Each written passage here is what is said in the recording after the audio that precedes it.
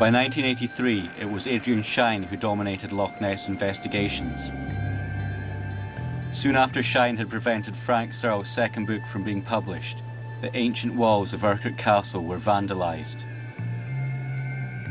I tracked down David Martin, one of Shine's student volunteers who remembered events at this time. Oh yes, I saw the graffiti on the Carford Castle. I mean, the letters were 3 feet high. They were metre-high, big red letters written on the walls.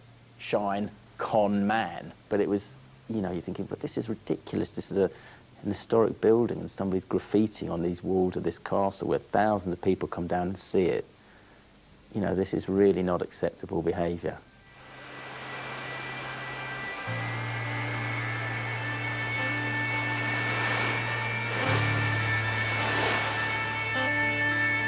Just 2 days later, Adrian Shine's team were sleeping on the beach, just a few feet from their boat. Dawn was breaking when a shape loomed out of the morning mist.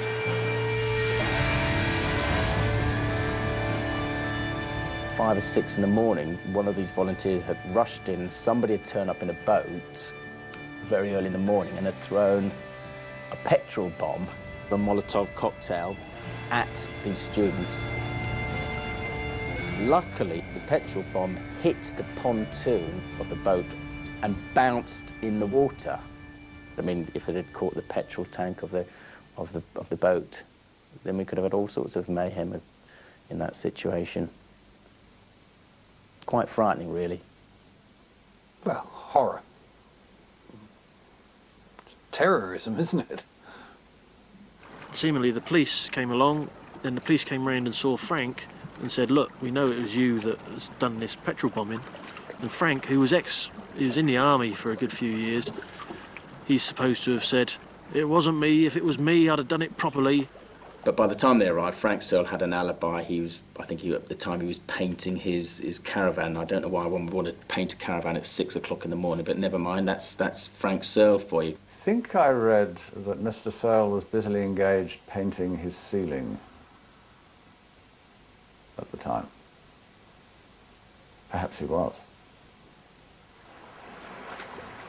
After 14 years living by its shores, Frank Searle suddenly announced his departure from Loch Ness.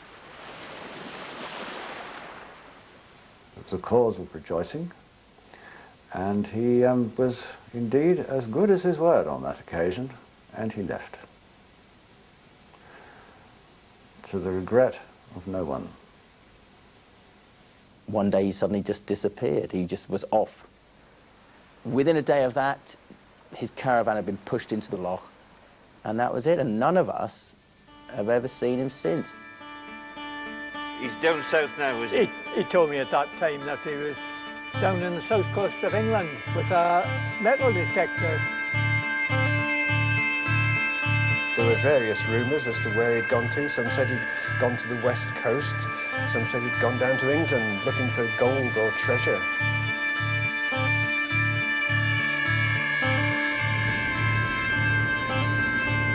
For the past 6 months, I had been searching for Frank without any success. In one last attempt, I placed an advert in a treasure hunting magazine. Incredibly, it drew a response. Frank Searle had been sighted in the northwest of England near Blackpool. I even obtained the address of the house he was lodging at. I met Frank in 1991 when I purchased this property, and we became very good friends over the years. Bill told me that after leaving Loch Ness, Frank moved to a bedsit in this building, where he lived alone for the next 18 years. Frank lived at this address up until 6 weeks ago, and he passed away suddenly, but peacefully. There wasn't a lot of possessions, a couple of photographs, that's all. He lived very simply. He loved his gardening every day. Out of all the tenants, Frank was the only one that attended the garden. And here he would grow vegetables, flowers, shrubbery, tomatoes, plenty of tomatoes. And it was really looking nice, you know. He spent possessions, a couple of photographs, that's all. He lived very simply. He loved his gardening every day. Out of all the tenants, Frank was the only one that attended the garden. And here he would grow vegetables, flowers, shrubbery, tomatoes, plenty of tomatoes. And it was really looking nice, you know. We spent many, many happy hours here, you know, so. And was that Frank at his happiest, do you think, you know, I tending think his it was. garden? Yes, he loved his garden, yes. In 1998, Bill said Frank suffered a stroke that left him confined to his room. His beloved garden went unattended for the last 7 years of his life. Frank was a very private person. He didn't go into detail on any of his personal life. And did he talk about ever going back to Loch Ness? Never mentioned going back, and he didn't mention them too often. I had a feeling it was a period, it was been and gone, and he'd moved on.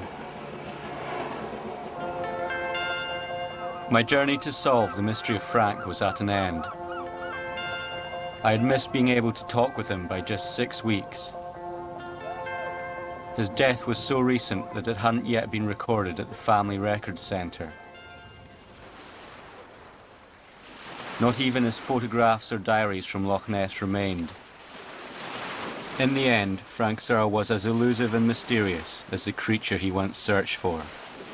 Enigmatic to the last, no one will ever know what Frank really saw at Loch Ness. And another day I was speaking to him down there, and he was telling me about this animals he saw on the shore the other side of the power station. And he said there was, I said there must have been otters he saw. And he says there were nothing of the kind, he says, there were baby monsters. But I didn't say any more to him, I just let him carry on and made him think they were monsters. Oh yes, poor Frank, he liked to think that we've seen monsters.